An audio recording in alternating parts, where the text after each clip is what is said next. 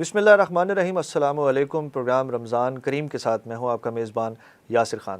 ناظرین، آج کا ہمارا جو ٹاپک ہے وہ ہے صاحب قرآن حضرت محمد صلی اللہ علیہ وسلم، ان کی فضیلت اور خاص طور پر رمضان کی تیاری، کیونکہ رمضان کا ایک بابرکت مہینہ جو ہے وہ چل رہا ہے، اور رمضان میں آپ صلی اللہ علیہ وسلم کی کیا روٹین، کیا تیاری ہوتی تھی، اور آپ کا قرآن میں کیا حوالے، فضائل کے حوالے سے ہمیں جو ہے حوالہ جات ملتے ہیں۔ اس ٹاپک پر بات کرنے کے ہمارے ساتھ موجود ہیں پروفیسر ہما اسماعیل صاحبہ، مذہبی اسکالر ہیں اور سرپرست اعلیٰ منہاج القرآن وومن لیگ ملتان ہیں۔ اور بہت شکریہ پروفیسر صاحبہ ہمیں جوائن کرنے کے لیے۔ سب سے پہلے تو بہت شکریہ آپ کا۔ اور پروفیسر صاحب یہ بتائیے گا کہ صاحب قرآن حضرت محمد صلی اللہ علیہ وسلم کی فضیلت قرآن میں ان کی شان کیسے بیان کی گئی ہے، کن کن موقعوں پہ کیا کیا ہے؟ آپ صلی اللہ علیہ وسلم کی شان کن کن موقعوں پر تو سوال ہی نہیں بنتا نا، کیونکہ آپ صلی اللہ علیہ وسلم کے لیے بی بی عائشہ صدیقہ رضی اللہ تعالیٰ عنہ سے حضرت ابو ہریرہ نے پوچھا کہ ہمیں حضور کی سیرت بتائیں، تو فرمانے لیکن قرآن نہیں پڑھا، قرآن پڑھ لو، پورا ہی رسول اللہ کی سیرت ہے۔ سبحان اللہ۔ اور خود رب قدیر نے فرمایا وما ارسلناک الا رحمۃ للعالمین، اے نبی ہم نے آپ کو خود دونوں جہان کی، سارے عالمین سارے جہان نا، سارے جہان کے لیے رحمت بنا کر بھیجی۔ اب رب نے خود ہی ایک ہستی کو اتنا اپ گریڈ کر دیا کہ وہ رحمت ہے۔ اب رحمت، رحیم، یہ وہ چیزیں ہیں جو آپ کو کرم کی طرف لے کر جاتی ہیں، جو آپ کو سافٹنس کی طرف لے کر جاتی ہیں، نیکی کی طرف لے کر جاتی ہیں۔ تو آپ صلی اللہ علیہ وسلم رحمت ہیں۔ کس کس طرح رحمت ہے؟ سب سے پہلے تو ہم یہیں سے سمجھ لیتے ہیں کہ کوئی موقع ایسا، یعنی ہم اپنے لیے، ہمارے لیے کیسے رحمت ہے، اور قرآن کہہ بھی رہا ہے۔ اب دیکھیں کہ آپ صلی اللہ علیہ وسلم ہی ہیں جن کی وجہ سے رب نے ہمیں معراج کا موقع دیا، ورنہ کسی امت کو یہ نہیں نصیب ہوا تھا کہ آپ کو الصلاۃ معراج المومن کہ نماز مومن کی معراج ہے، اور آپ کو ڈیلی 5 ٹائمز جھک رہے ہیں، آپ زمین پر پہنچ رہے ہیں، عرش پر تعلق وہاں جڑ رہا ہے، نماز پھر جنت کی کنجی، اور بڑی ساری چیزیں اس کے اندر آ جاتی ہیں، لیکن رب سے ملاقات کا ذریعہ ایک ہی ملا، وہ حضور کی رحمت ہے کہ ہمیں، اور پھر اس سے بڑی رحمت یہ کہ رب نے تو 50 دن دی، پھر حضور علیہ السلام کی وہ سفارش کہہ دیں کہ بار بار جانا آنا، تو رب نے فرمایا کہ اجر 50 کا دوں گا جب بھی پڑھیں، لیکن عمل بے شک 5 ٹائم کرنا ہے۔ سبحان اللہ۔ یہ ان کی رحمت کی وجہ سے مجھے اور آپ کو نصیب ہو، انہی کی رحمت کی وجہ سے ہمیں یہ رمضان کا مہینہ نصیب ہو، بالکل بالکل، کہ جس میں آپ عبادت کرتے ہیں، اور اس کے درجات، درجات، پھر وہ سارا کچھ حضور صلی اللہ علیہ وسلم نے کہا ہے۔ اسی رمضان میں جو قدر کی رات ملتی ہے، اس پہ انشاءاللہ بعد میں بھی بات ہوگی، لیکن وہ بھی حضور کی دعا کی وجہ سے ملی ہے۔ تو حضور رحمت کے کہاں کہاں پر ہیں؟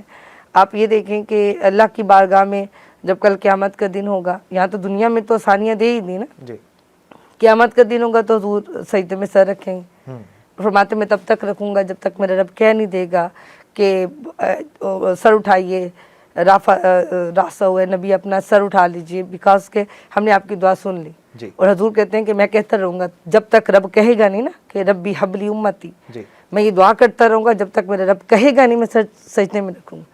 میری امت پریشان ہو رہی ہوگی کیونکہ قیامت کا دن بڑا ہولناک ہے، تو میں حوض کوثر پہ خود کھڑا ہو جاؤں گا۔ یہ قیامت کے دن کی رحمت، دنیاوی رحمتوں میں دیکھیں کہ بڑا ایزی ہوتا ہے۔ آپ خود ماشاءاللہ ایجوکیٹڈ ہیں، آپ جب سائنس کی کوئی ٹرم پڑھتے ہیں، کیمسٹری میں، بایو میں، فزکس میں، اگر اس کا پریکٹیکل کروا دیا جائے نا تو اسٹوڈنٹ بڑا ایزی ہو جاتا ہے۔ بالکل، آپ بچے کو کوئی چیز سکھانے لگے، ایون کہ وہ کوئی شیف ہی بنانے لگے، تو جب تک آپ اس کے سامنے نہیں کچھ کرتے، وہ جب بڑا ہیزیٹیٹ ہوتا ہے اکیلا کرتے ہوئے۔ اللہ کی شان دیکھیں، ایک فقط حضور صلی اللہ علیہ وسلم میں جنہیں اللہ نے خود فرمایا ہے قرآن میں کہ حضور لقد کان لکم فی رسول اللہ اسوۃ حسنہ، آپ کی زندگی کو ہم نے ان کے لیے اسوہ حسنہ بنا دی، رول ماڈل بنا دی۔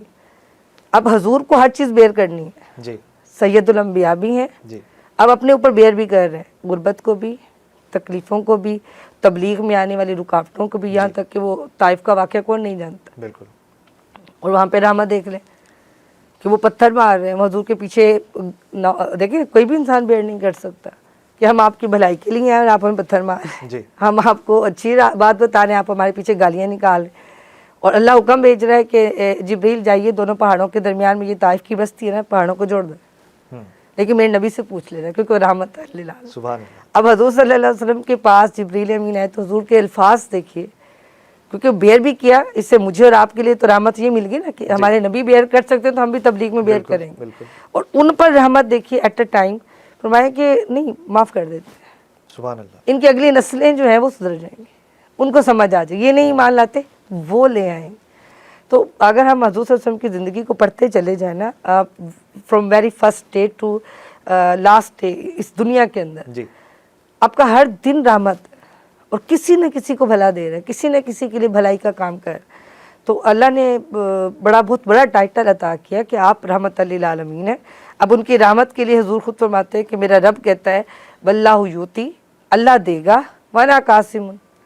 اب لائف میں آپ کو کبھی بھی کچھ تقسیم کچھ بھی ملے گا نا، اب مجھے رحمت چاہیے، کوئی بھی ایسا نہیں ہے کہ اس کو نہیں چاہیے. جی تو حضور فرماتے وہ تقسیم میں کروں گا. سبحان اللہ. یہ رحمت، اب اس پہ بڑی لمبی ڈیٹیلز ہیں کہ مطلب جانور پر کیا ہے. کسی بھی زندگی کے کسی بھی پہلو میں، کسی معاملے میں دیکھیں تو آپ کو رحمت ہی رحمت نظر آتی ہے. ان کے عمل سے، ان کے کردار سے، ان کی سنت سے، ان کے جو معمولات ہیں وہاں سے آپ کو رحمت رحم. سنت ابھی آپ نے لفظ کہا نا، سنت حضور نے فرمایا جو میری ایک سنت کو اپنی لائف میں ہی چلے آگے تک تو اس کے پاس پاسبلٹی نہیں نا، زندہ رکھے گا. جیسے وہ مرے گا نا اس وقت اس کو 2 شہیدوں کے برابر اجر مل جانا.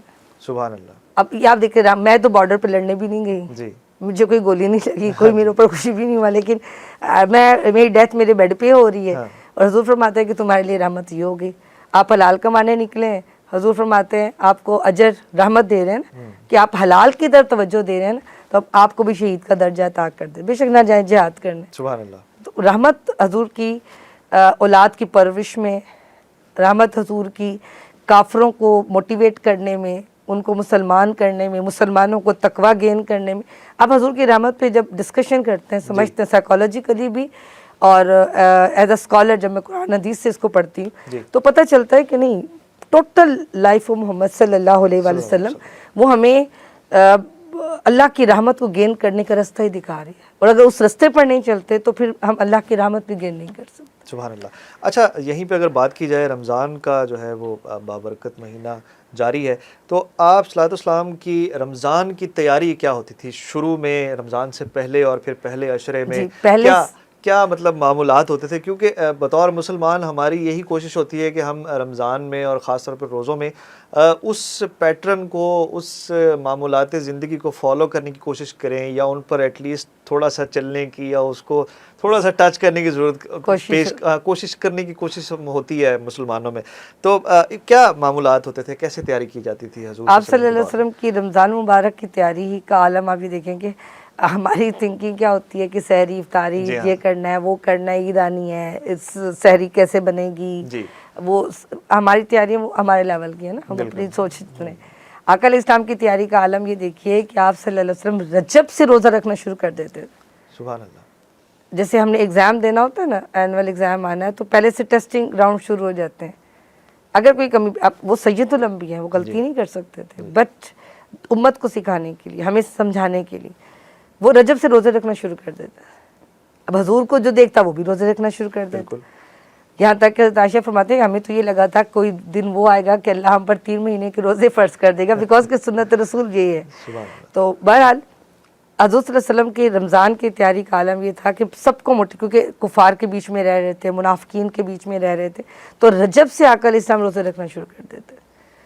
اور پھر جب جیسے رمضان مبارک شروع ہوتا پھر آپ صلی اللہ علیہ وسلم گوشہ نشینی زیادہ اختیار کرتے، یعنی خلوت نشینی جس کو ہم کہتے ہیں کہ پھر وہ لوگوں میں اٹھنا، حالانکہ سید الانبیاء ہیں لیکن خلوت نشینی اختیار کرنا، کہ جس کو ہم کہتے ہیں سیلف میڈیٹیشن، کہ آپ اپنا تصفیہ کرتے ہیں.